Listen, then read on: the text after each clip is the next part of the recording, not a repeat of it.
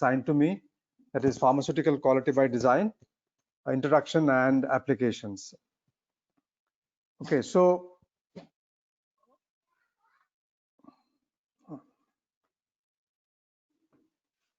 yeah, so the topics which I'll be briefly covering includes introduction to the current situation in the pharmaceutical manufacturing and process analytical technology, quality by design, and some of the key terminologies that are used in quality by design. Briefly, risk assessment, because it's one of the tools which is very important in developing products using QBD. And we look at applications of quality by design, in the area of product development, both new drugs as well as generic products, and analytical method development.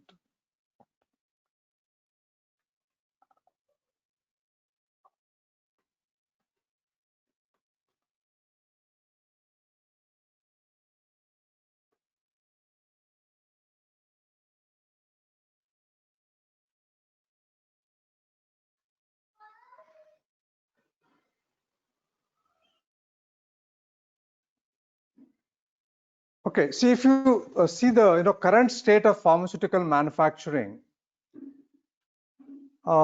conventionally, we have a batch process. Okay, we don't have continuous manufacturing as of now in the pharmaceutical industry, and quality assurance of the product is ensured by end product testing. That is, after the product is manufactured, you draw samples, test it, and see whether it meets the specifications. And there's always regulatory uncertainty, which is often cited by the manufacturers in their hesitancy to change anything, in the sense to introduce any new techniques. They are hesitant because they will be always worried whether the regulatory agencies will accept it or not. Okay, that's one of the problems which industry usually cites. But the significant opportunities exist for improving pharmaceutical development, manufacturing, quality assurance through innovation in the areas of product development, process analysis, process control, and automation. So if you see top reasons for recall of products in the pharmaceutical sector, you'll find that some of them are due to CGMP deviations, impurities and degradation products in the finished formulations, failure to meet USP dissolution test, presence of foreign substances, and some, very rarely, of course, marketed without an approved NDA or ANDA, and we have defective container being used. Okay, and in respect of packaging also, there are many issues like illegible labeling, incorrect or missing packaging insert. Either you have super potent product being packed in case of single ingredient products, recalls due to miscalibrated or defective devices, and subpotent products in case of multiple ingredient, that is fixed dose combinations, and also super potent products in case of fixed dose combinations. So these are some of the different reasons for product recall. When it comes to product development, the current state is in most of the organizations, okay, and in the developed countries prior to introduction of ICH-Q8, that is quality by design guideline. Okay, so the current state is method of development is empirical. Okay, you have trial and error experiments, and existing product knowledge comes in handy to develop a new product. And for generic manufacturers, you look at the innovator product information and try to prepare, develop your own product. And its initial trial batch is used for early assessment of how to go about the development. So what happens in empirical development is, usually, you just make one trial batch of a product. If it meets all the parameters which you have set, to put it for stability at, say 45 degrees. It used to be 45 degrees. Of course, now we do at 40 and 37. So if it, at the end of 1 month, if the product meets all the requirements and there's no visible, impurities or degradation or reduction in assay or potency, you consider that as a best recipe, and go ahead, make 3 more batches of the same with the same formula and same process, put that for stability. Okay, and once you have stability data, you're done. You feel that you have developed a new product and you go ahead and launch the product. Okay, that's how it happens in empirical method development, which is followed currently by most of the generic manufacturers. Of course, discovery-based research organizations have now moved to the quality by design concept, which we'll be discussing in detail further. But what is the desired state of pharmaceutical manufacturing? See, what we discussed earlier was the current status. What should be the desired state? So desired state is product quality and performance is ensured through development of effective and efficient manufacturing processes. Product and process specifications based on mechanistic understanding of how formulation and process factors affect the performance, and continuous real-time quality control and assurance rather than end product testing. Okay, that is a desired state. What else? Regulatory policies and procedures tailored to accommodate the enhanced scientific knowledge. Risk-based regulatory approach to recognize the level of scientific understanding, how formulation manufacturing process factors affect the product quality performance, and the capability of process control strategies to prevent or mitigate the producing poor quality products. So we need innovation in manufacturing, because we have been, manufacturing products the same way we have been doing, say, 50 years back, or even maybe 60 years back. So incorporation of quality by design approach based on science and risk assessment principles, and we should look at continuous manufacturing, implementing effective pharmaceutical quality system, say comprising of CAPA system, change management system, management review and of process performance and product, and finally quality risk management. Okay, these are the need of the hour actually. So how all these guidelines or innovation in manufacturing came about in the pharmaceutical industry on a international level? The US FDA, in their internal workshops, when they were brainstorming on various industry aspects, they came to a conclusion that pharma industry has not changed for years. They've been doing the same way product is manufactured for several decades. The way they develop products, is the same way. No change. We're not learned from other industries. We're not learned from process industries. And that is leading to failure rate in new drug discovery, which is very high. Attrition, you're aware that attrition rate is very, very high. Even after reaching phase 3 studies, many products are dropped because either they are not safe or they are not, giving any new, or improved treatment options. And drugs are very expensive. Why? Because the failure rate is very high. So a successful drug has to carry the expenses of all the failures as well, isn't it? And not able to meet the unmet medical needs. And therefore, they said we should encourage the early adoption of new technological advances in the industry.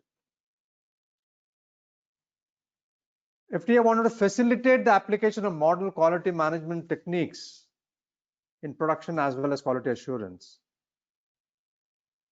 Encourage implementation of risk-based approach, rather than taking safe way of doing and overdoing things. that happened in the beginning of this century. There's, they started 2001 up to 2004. They were discussing this, and it came out as a, in the form of several guidelines. And for example, ICH came out with Q8, Q9, and Q10. Q8 is pharmaceutical development, and then subsequently they also introduced Q8R, revised version, wherein they included the concept of quality by design, including design space. So the three guidelines which are very, very important, which you should be familiar with if you want to follow the quality by design concept for developing new drugs, new products, then you should be familiar with Q8, that is quality by design, pharmaceutical development, ICH Q9, risk assessment or risk management, ICH Q10, that is pharmaceutical quality management. Okay, these three are used together to develop new drugs which will be which are robust in nature. When you have a robust product, there will be less failures, and therefore there will not be product recalls, and patients will not be impacted because of that non-availability of products.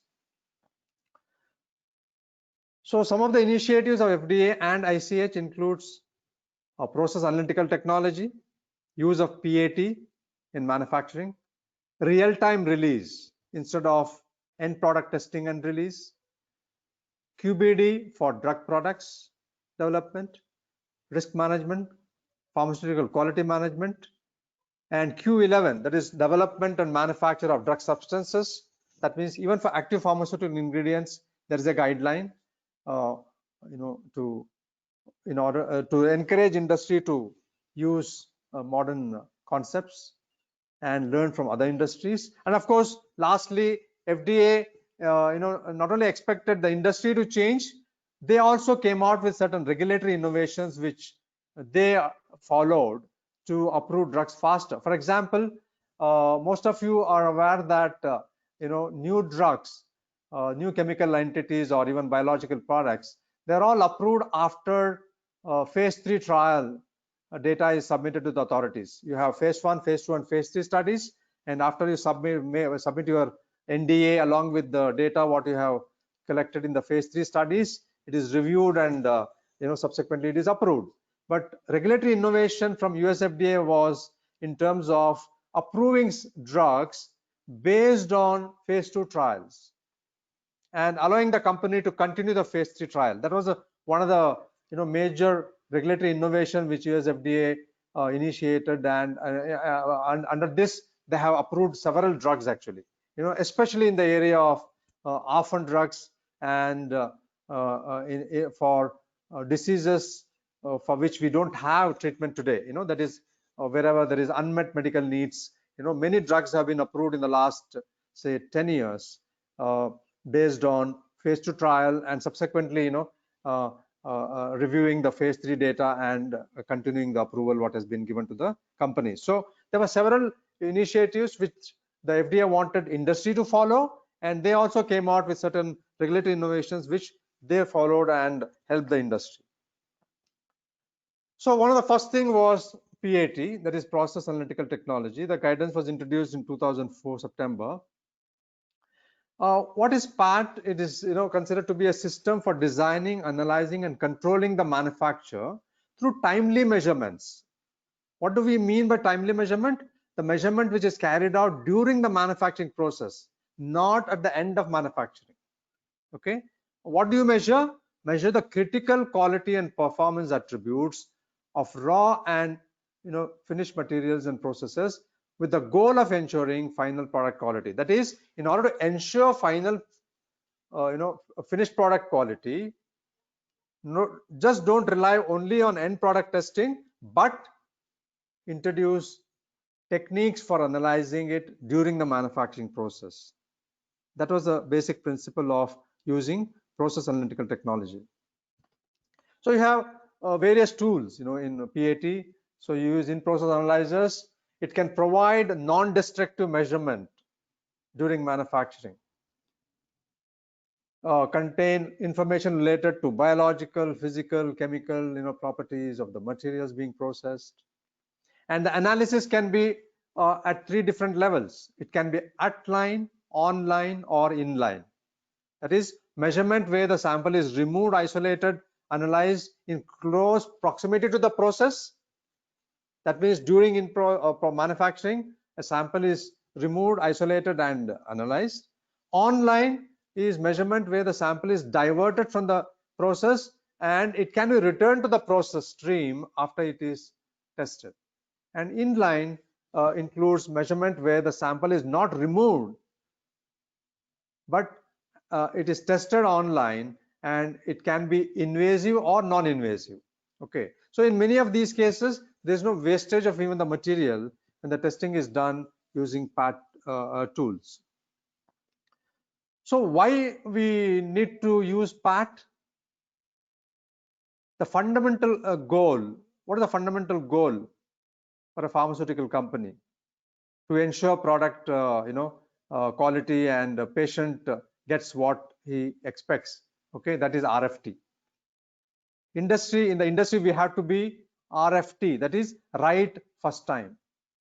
So PAT helps us in ensuring right first time, because you have process knowledge. Based on the process knowledge, you have controls, and you have in-process testing which is done during the manufacturing, and it helps in improving the product quality and ensures what the patient needs at the end of the day. Yeah. So what do we achieve using PAT? It reduces and eliminates deviations in the manufacturing, improves customer service, that is product availability is ensured on an ongoing basis, because whenever you have a product recall or any product problem, companies discontinue the manufacture of product for some time. So availability of the product becomes a problem to the patients, right? So it helps in improving customer service by ensuring availability, reduces the cycle time, increasing operational efficiency. It reduces the cost because there will be less rework, less resampling, and less retesting because you have all online testing. Then it improves compliance because there will be less deviation reports during the manufacturing, and it improves assurance of product quality. Okay, so reduced need for end product testing is a potential consequence, and it's not a direct goal of PAT strategy actually. Okay, so one of the important things is that you are able to release the product on a real-time basis. So does PAT fit with QBD? That means, do they go together? Yes, because PAT and QBD are like two sides of a coin. PAT forms a crucial component for the foundation of QBD, and it helps generate the process understanding. It provides a practical mechanism for implementing a control strategy for the manufacturing process. It offers perhaps the best mechanism and a regulatory framework for implementing continuous improvement throughout the product life cycle, which is the expectation from the regulators. Implementing QBD without PAT is like navigating a cruise ship, in the icebergs. Okay, so it is possible to survive, but it will be a miracle, if you survive, something like that. So you have to use both PAT and QBD together. So what is quality by design? It is designing and developing formulations and manufacturing process to ensure predefined product quality. That means you have a target, decided by the company, okay, how the product should be, and develop a product to meet that requirement. It's a systematic scientific approach for product development. In QBD approach, we are able to design a product to meet patient requirements. The process is designed to consistently meet product critical quality parameters. The impact of starting material and process parameters on production is well understood. Because if you recollect, the way we develop product, which I mentioned in the beginning of the presentation, in the empirical method, just by taking 1 to say maximum 3 or 5 trials, you feel that you have developed the product. Okay, and there's the end of product development, and you go ahead and launch the product as long as the product meets the specification. So you don't really are aware fully of various process parameters as well as what impact the starting materials can have on the finished product quality. And critical sources of process variation also are identified and controlled when you use this technique. The process is continually monitored and updated to allow for continuous improvement throughout the life cycle of the product. So what does qbdr constitute? First and foremost, we have to define target product quality profile. Okay, that is the performance needed to get clinical benefit and meet customer requirements. That is the main, overall objective of a product development. And then decide and develop a product and manufacturing process to meet this target product quality profile. In the process, identify and control critical raw material attributes, process parameters, and variability. Very, very important. So the process is monitored and adapted to produce consistent quality. Okay, this is what happens when you develop a product based on quality by design. So the application of QBD in pharmaceutical development actually involves multivariate experiments utilizing process analytical technology and other tests to identify CQAs, that is critical quality attributes. And we use risk assessment at every stage in order to identify the right critical attribute for the product. The QBD begins with predefined objectives, as I said earlier, and requires an understanding of the process variables which can influence the product quality.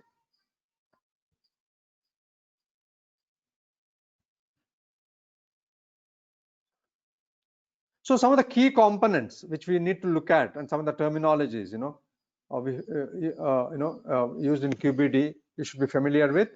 Target product profile. Okay, so it actually summarizes the clinical objectives of a dosage form. And for a generic product, normally the target product profile is determined by the key portions of the innovator's product labeling, because generic product is developed based on the innovator's product. The components of TPP for a generic capsule at a tablet dosage form, so you need to look at what should be the dosage form, what should be the strength, what should be the route of administration, whether it's oral, injectable, and what are the proposed indications. These are some of the target product profiles which will list out when you begin the development process. Then you look at quality target product profile. Okay, I have given one example of diclofenac injection, how you go about identifying QTPP in the subsequent slide.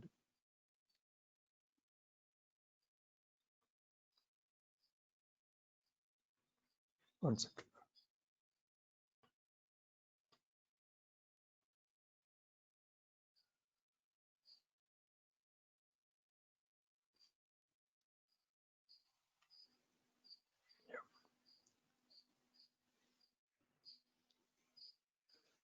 Yeah, so QTPP is a prospective summary of quality characteristics of the product, and it is based on target product profile like indications, dose, route of administration, based on which you then decide what should be the dosage form.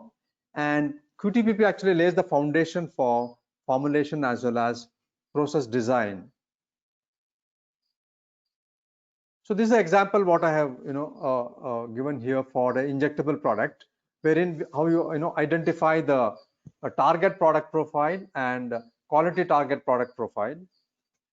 So for example, here the attribute, what should be the dosage form is the injection, right? And the QTPP is ready to use solution.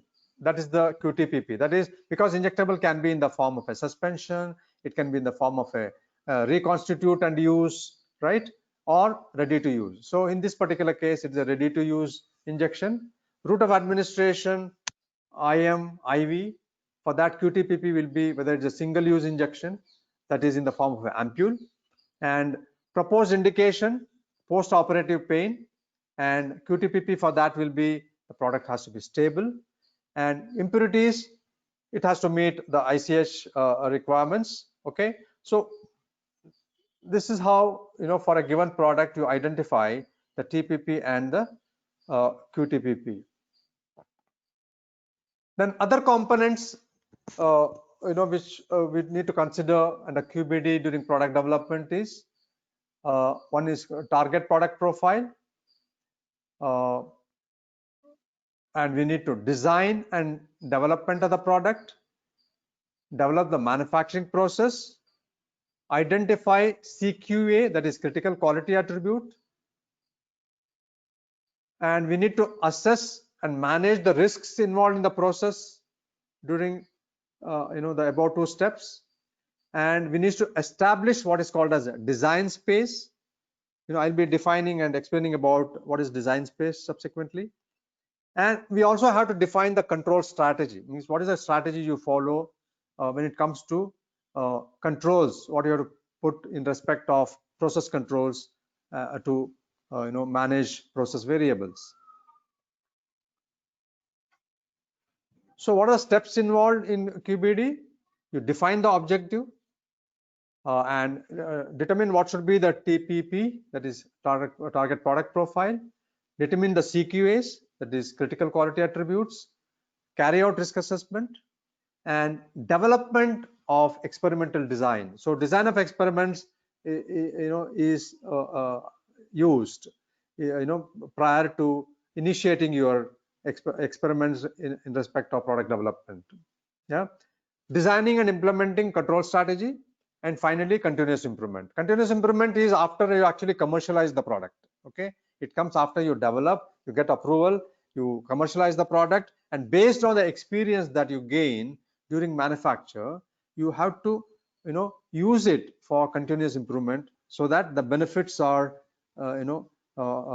benefits reach the patients. So just to summarize what it really means, what does QBD means? Design of product and process to meet patient needs, that is nothing but quality product. What does the patient need? A quality product.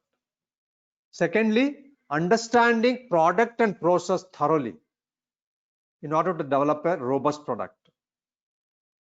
And third point is continually monitoring the process and facilitate consistent quality, innovation, and of course based on these things and based on experience you gain through the manufacturing, you go about the continuous improvement programs. So to summarize, QBD elements, I put this in chart just to reiterate what I mentioned earlier.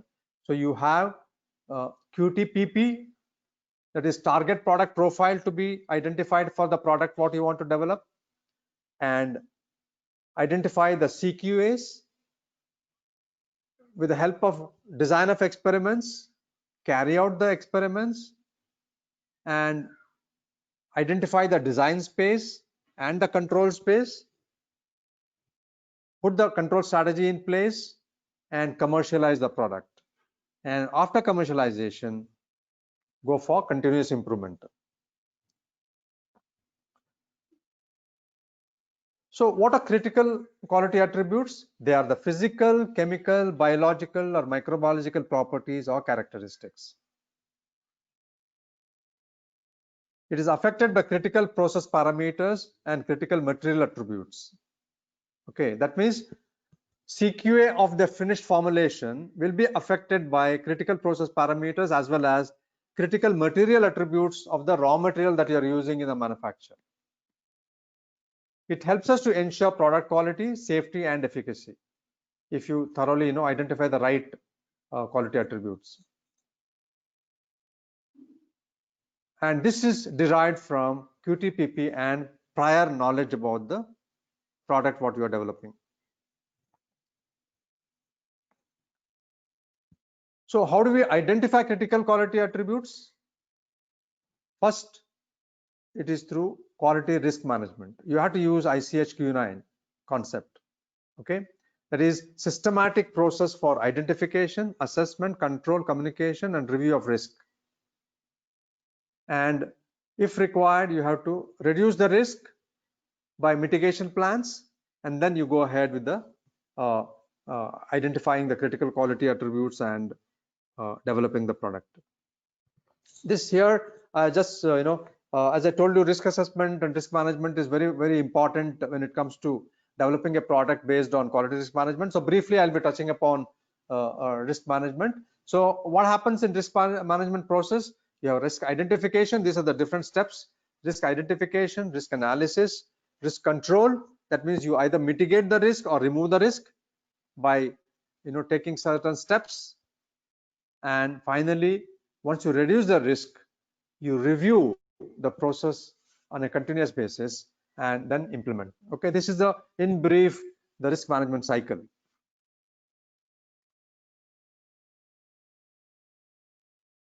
So risk assessment is carried out using suitable risk assessment tools. There are different tools available, like you have flow charts, check sheets, process mapping, cause and effect diagram. These are some of the commonly used tools. And process mapping is quite popular. It is used widely in the industry. For example,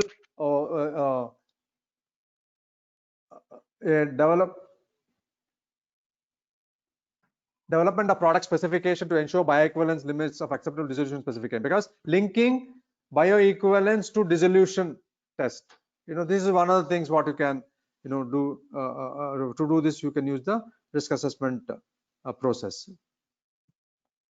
So cause and effect diagram, which is also called as Ishikawa diagram or fishbone diagram, this is widely used. Okay, so what happens here? You will have a horizontal line. I'll show you the diagram. It will be very clear to you. And you look at 6 different potential causes or categories of causes, like people, machine, environment, methods, material, and measures. Okay, and using these 6 different categories of potential causes, you identify the root cause for a given situation. Okay, so this is the fishbone diagram used in risk assessment. Okay, this alone will take at least 1 or 2 hours to explain. So I just wanted to show you the concept of risk assessment. So I just shown this figure to you. Okay, and the other technique that is used is FMEA. FMEA is a quantitative technique used for doing risk assessment. This is also widely used in the pharmaceutical industry. Okay, so next is control strategy. Okay, control strategy is established to control the material and for example, to control unit operations, various steps that are involved. For example, if you take tablet manufacturing, you have initial step of mixing, granulation, lubrication, compression, packing, and so on and so forth, right? Different operations will be there. So each of these unit operations, you have to have control strategies in place. And PAT is widely used for setting the control strategy while developing a new product. Okay, and control strategy must be based on process understanding. Okay, very, very important. You should be very thorough about the process what you are going to use, as well as material attributes and process parameters.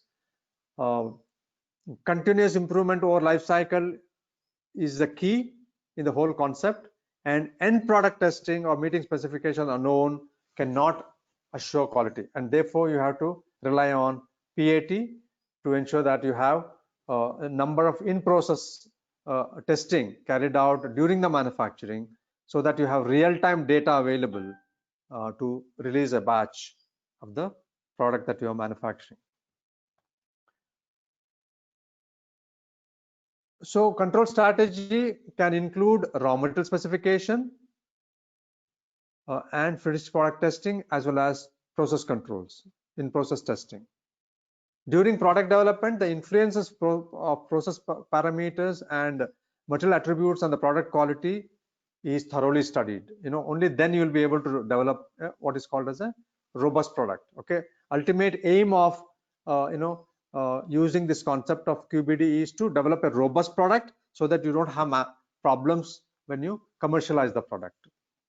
So therefore, critical process parameters are very, very important. One of the approaches followed for putting the process control strategy in place is first you identify and measure the CPP and CQAs, ascertain the sources of variability, because the variability can be there in your raw materials that you are using and the processes that you are using. So you should ascertain the sources of these variabilities and measure limits of acceptable variability. That means to what extent I can accept a particular variability in a given material. For example, you are developing a say tablet dosage form, okay, and the raw material, one of the excipients what you use, one of the important physical parameters which can affect production is say bulk density, right? So bulk density can vary from batch to batch, of an excipient which you buy from a vendor, a supplier, right? So to what extent the bulk density variation can be accepted when you are using the material in your development, has to be decided. That's what I mean by, measure the limits of acceptable variability, okay? Because there will be variability. We cannot have, a material which is not having variability. Of course, it will be there, okay? So then once you have that, then next is you have to define the critical process steps out of all the because each manufacturer of each of the dosage forms, there will be so many process steps, right? So you have to identify and define which is the critical process step. For example, in case of a tablet dosage form, is wet granulation a critical process step, or is lubrication a critical process step, especially if a drug is incorporated during the lubrication stage when the dose is very low, right? So like that, you identify what is a critical process step. Then you design a process measurement system. That means how to measure, various this variability factors, that has to be in place. Then real-time or near-time monitoring of CQAs, that is through PAT, okay? And then you develop mathematical relationship between product CQAs and critical material attributes using design of experiments and various statistical tools that you have. And define and design the controls, that is limits, methods, etc. Okay. Then you have to implement the controls what you identified and defined to ensure that you have a robust product in place, and then you qualify it and validate the controls. These are the this is one of the approach that can be followed for process control, putting a process control strategy in place when developing a new product using QBD technique. So I think I put the same thing here in a diagrammatically I shown here. So I think I'll skip this. So I mentioned about design space, which is defined in ICH Q8 guideline. So I'll just briefly touch upon that. Design space concept, is that normally, when we develop a product using empirical method, we look at only one parameter at a time or only one variable at a time. Whereas when we develop using QBD technique, we have multi-dimensional combination and interaction of variables, that is various material attributes. You can use more than one variable at a time and see what is the impact of two different variables on one parameter, what you are looking at. That is the major advantage of using this particular technique. And regulators have allowed us to remain within the design space, and remaining within design space is considered as a is not considered as a change. So see, normally what happens in the pharma industry, why industry was not looking at any new ways of developing a product, because once you develop product and commercialize it, if you make any change, a lot of work has to be done to convince the authorities about the change what you have made. That's one of the reasons why they were not looking for new techniques and learning from other industries. So here in the QBD, they have defined what is called as design space, and if you remain within the design space, you don't have to go for any approval from the regulatory authorities, post submission of your dossier. Okay, that's one of the major advantages. Normally, the design space, what is developed during the developmental process of a new drug, is proposed by the applicant at the time of submission to the authorities, and then it is approved by the authorities. Once it is approved, then you are free to follow, as long as you remain within the design space. Okay, so I'll be giving an example of that to make it very clear to you, what I mean by design space. Okay, so design space, in short, it is a multi-dimensional combination and interaction of input variables, material attributes, and process parameters in order to provide assurance of quality for your finished product. And design space is obtained, as I said earlier, experimentally using design of experiments. And as per the regulatory authorities, working within the design space is not considered a change, and this is a major advantage for the industry. Okay, and design of experiments is structured, organized, statistical methods are there for determining the relationship and resulting responses. Okay, so I'll just want to, these are the steps involved in obtaining a design space. Okay, so what you do as a first step in the using QBD concept, you identify the CQAs. That also becomes one of the first step for your design space identification. Then identify the critical material attributes, critical process parameters, then employ risk reduction strategy. That means once you identify this, carry out risk assessment, and this, if there is any risk involved, then you have to go for risk reduction strategy.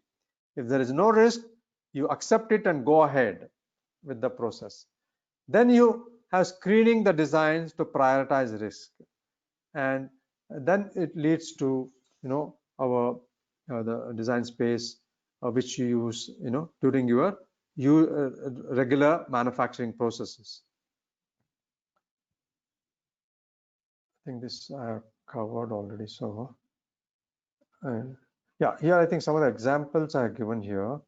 So for example, the target product quality profile, what I was referring to,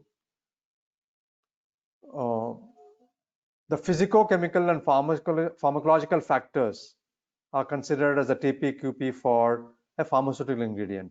Okay, so that is for your API.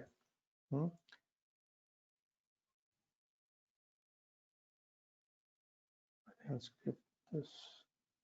So in the next few slides, I have, for your better understanding, listed some of the critical quality attributes what we should use during the QBD product development process. Okay, for example, when you of course, when you develop a product, one of the most important input is drug substance. So what are the different quality attributes, critical quality attributes you should be looking at? Description, identification test, impurities, pH, melting point, refractive index, if it is applicable, particle size, bulk density. Okay, and then polymorphic forms, enantiomeric purity, water content, biological activity, permeability, microbiological total count, and if there is a pathogenic count, if it's the total count of yeast and mold, absence of specific objectionable organisms, all these are considered as critical quality attributes. So you have to, out of this list, what is applicable to the product what you are developing, you should identify. When it comes to excipients, again, some are common here, like you have of course, in case of excipients, you have to look at concentration, stability, performance of functionality, particle size, bulk density, tab density, hygroscopicity, and microbiological thing is common for both APIs as well as excipients. Then when it comes to drug product, that means you are now deciding what should be the critical quality attributes for the product what you are developing. So what are those things you have to consider? Description, identification, assay, impurities, particle size, polymorphic forms. In case of tablets, whether it is coated or uncoated, capsules with a hard gelatin or soft gelatin, dissolution profile, disintegration, hardness probability, content uniformity, the if it's a potent drug with less than 10 milligram per unit dosage form, water content, uniformity of dosage units, pH, and so on and so forth. Okay, these are the different quality attributes what you look at finished product. Some more are there, like reconstitution time, if it is a dry powder which is going to be reconstituted. Parenteral drug products, you have a series of critical quality attributes like pH, particulate matter, water content, and so on. So if it's a dry powder injectable, and if you use a preservative, antimicrobial preservative content, antioxidant preservative, extractables, that is, if anything leaches from the rubber stopper into the injectable, all these things are considered as critical quality attributes, and you need to identify these well in advance, before you initiate your product development. Then you go for design of experiments, right? I'm not going to details. This is available. Whoever is interested in learning more about this, really details are available. So you use it's all statistical ways of doing it. So in using design of experiments, you are able to use more than 2 parameters, and more than 2 variables can be studied, and you identify the design space based on your study. Okay. So just to give some example, couple of example of design space. Okay. See, normally in the conventional method development, we will have a fixed manufacturing process. Okay. For example, say mixing or granulation step for a tablet dosage form. In the submission what I made to the regulatory authorities, I will be specifically mentioning mix for 30 minutes. Okay. Or if it is a lubrication, mix for 5 minutes. That means it is fixed in my submission. Therefore, I need to follow that all the time when I'm manufacturing that particular product. I don't have any flexibility. Okay. What happens in this QBD concept is you study to such an extent that you know the entire range within which, if you remain, the end product quality is not affected and it meets the requirements. Okay, that is how you identify what is the design space. Design space is the range of a particular parameter or a control. If you remain within that, it will not impact the product quality. Okay, just to give an example, I give example of mixing time, right? So in the earlier method, I develop a product, keep 30 minutes as the mixing time or granulation time, and I keep doing that irrespective of any variability in the raw material inputs, because as I said earlier, excipient is one of the main concern for the manufacturers, because it comes from large manufacturers who are not pharmaceutical manufacturers. So the variability will be very high, and because based on that, you have no freedom today to vary the manufacturing process controls like mixing time. But in the case of quality by design concept, you are studying a range. Okay, that is, for example, 5 or 10 minutes to 30 minutes you will study, and you will find that if you remain between 10 and 30 minutes, your end product quality is not affected, then you consider that as the design space. Okay, so you can remain within that, and you can differ it from batch to batch. That's the design space. What is the control space? Within the design space, you make your limits a little bit more stringent and say 15 to 15 minutes. You identify 15 minutes as the granulation time. That is the control space. That's what you put in your batch manufacturing record. But depending on the requirement, because there is some variability in the input material, you have the freedom to vary that 15 minutes either to 10 minutes or to 20 or 25 or 30 minutes. So this is the freedom what you are getting as a manufacturer, if you develop your product based on quality by design concept, because you have what is called as design space. That means if you remain within that space, it will not impact the product quality in any way. It meets the requirements. Okay, so this is the major advantage of this particular concept. Okay, so control space is the most stringent one. Okay, so you keep that usually in the production records, that is your batch manufacturing record. But if some problem arises because of variability in the raw material quality in terms of bulk density or tap density, you are at a freedom to increase the mixing time or granulation time to 20 or 25 minutes. Okay, this is the concept of design space and the control space. So there are different types of experiments carried out using the design of experiments. I've just listed here. I'm not going to the details. You have what is called as comparative experiments, the screening experiments, and response surface experiments. I think I'll skip that because we don't have time for that. Yeah, one of the major objective of using quality by design concept for product development is making a robust product. Only when you make a robust product, there will not be rejection, there will not be product complaints, and there will not be reworks. Okay, that's the overall objective actually. Let's skip this. So we are supposed to improve the quality of products, processes throughout the life cycle of a product based on the knowledge that we gain. See, earlier, what was happening? Of course, currently, even most of the Indian companies, same thing will be happening, because we have not adopted the quality by design concept in India. It is not a requirement. Okay, we continue to use the empirical method for product development. So in this concept, what happens?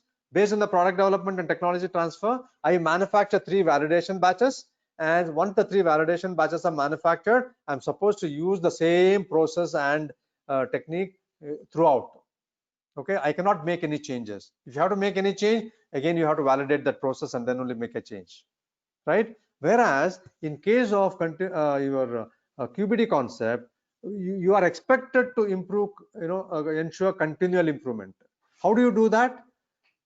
As you manufacture more and more batches, you gain more knowledge, right? So you use that knowledge to improve the quality on an ongoing basis. That is the concept of continual improvement, throughout the life cycle of a product. Okay, so that's just to summarizing, the QBD concept here. You have a drug substance and excipients. You have the unit operations to manufacture the product, and you have the process here, and you have various, process, end product testing requirements like assay uniformity, dissolution, purity, and you apply a PAT, and you always meet the specifications, and the patient is happy. Okay, and regulators also are happy. So this is just try to put that in one slide, the entire concept of QBD concept, of developing a robust product to ensure patient requirements. So next, I think maybe in next 5 to 10 minutes, I will show you 2 or 3 examples, one each for QBD for a generic product, PAT example, and analytical method development. Okay, so in case of say generic product, how I go about using the QBD concept. So I have to identify the innovator and use the innovator's product as a reference product, and identify my QTPP elements and the target. Okay, and for each of that we need to justify why we have done. That is a process actually. You have to go about in this way. Okay, so for example, dosage form. It's the injectable is the target. Why injectable is the target? Because I have to ensure pharmaceutical equivalence requirement, and it has to be same as the innovator's product. If innovator is having an injectable product, I also have to have injectable product. Then dosage design. It is an aqueous solution. Why? Again, to meet the label claims. Innovator is having a liquid aqueous solution, so I have to develop it. Route of administration, intravenous, again to ensure equivalence. Dosage strength, 20 milligram per ml. Again, it is innovator product is 20 milligram per ml. You go for that. Yeah. Stability, 24 months shelf life at 25 degrees centigrade. Again, it has to be equivalent or better than reference product. Okay. Reference product is nothing but the innovator product. Then drug product quality attributes like physical, identification, assay, degradation, sterility, all these things have to be equivalence requirement is there, which has to meet the compendial requirements or the innovator products. Okay, this is how you list out each of the element and justify why you have selected it. Then container closure system. Is it a glass vial or is it an ampule? You have to identify that. So again, depending on the reference substance or reference drug what you have taken, you identify it. That becomes a justification for a generic company. Okay. Whereas in case of innovator, they have to scientifically justify why each of these, QTPP elements are identified at the time of product development, because they will not have any reference product, right? They have the first company which is developing the product because it's an innovator product. Okay.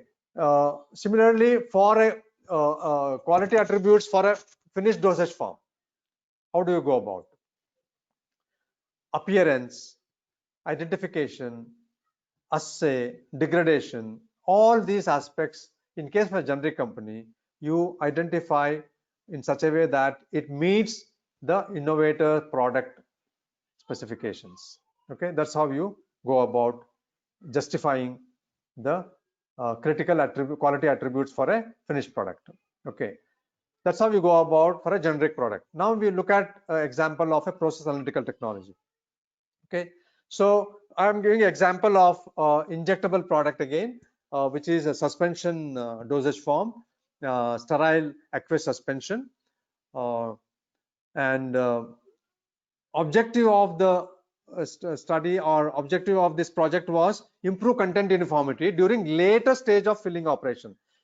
As you're aware, suspension dosage form, because the drug is not dissolved but it is suspended in aqueous phase, there can be non-uniformity in the distribution of the drug particles within that suspension. If it is not stirred continuously, and if it is not ensured that it is uniformly distributed throughout the suspension. What was found in this particular project was it was perfect throughout the filling process, except the end, maybe last 2 or 3% of the filling they had a problem. Okay, so this project was called as RFT and continuous improvement project to provide process changes for improved content uniformity. This was the objective of the project. Okay, now let us look at this. This is how it looks. Okay, it contains a vehicle, water, surfactants, and a preservative. It's a 2 ml vial is used and 1.2 ml is the fill volume. Okay, drug is 20 to 150 milligram per ml. That is the different strengths are available. Okay, now so this is a filling operation. You have online turbidity bulk suspension recycle loop here, and sterile filling room, and after filling it comes out, you have plugger. In the same room you put the rubber plugs, then it's capped, and accumulators to take it out, and so in this particular project, offline and at-line NIR analysis of filled vials was proposed. Okay, and that helped in improving the quality of so this is how the graph looks like, when you plot against potency versus approximate percentage filled. If you look at this, how it looks. And so after using this NIR PAT tool, they found that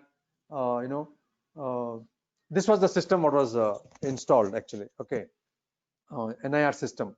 So it helped in improving the quality of the last few hundreds of vials which comes out of the filling machine, and ensure a content uniformity of the finished product.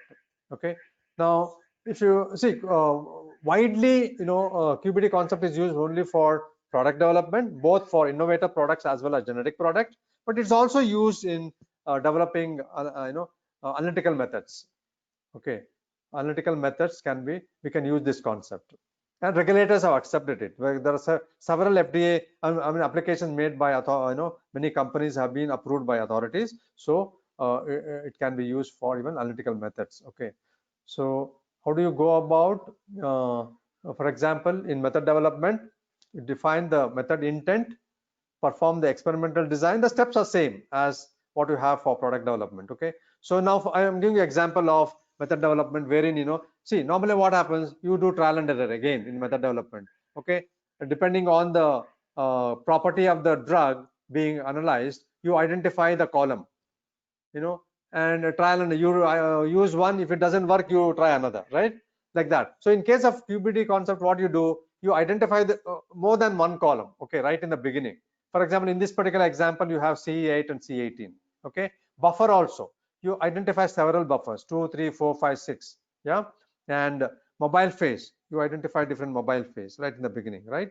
And an experimental design comprising of standard set of 2 columns, 5 different pHs, and 3 different buffers are identified right in the beginning. And so some of the major advantages of using this concept for analytical method also is, one is you get a robust method, because you are doing a large number of experiments in order to arrive at the final method what you are going to validate and then put to use. That's the reason you have a robust method, so there will be less problem during actual analysis, and there will not be any, your out of specification incidents and all will be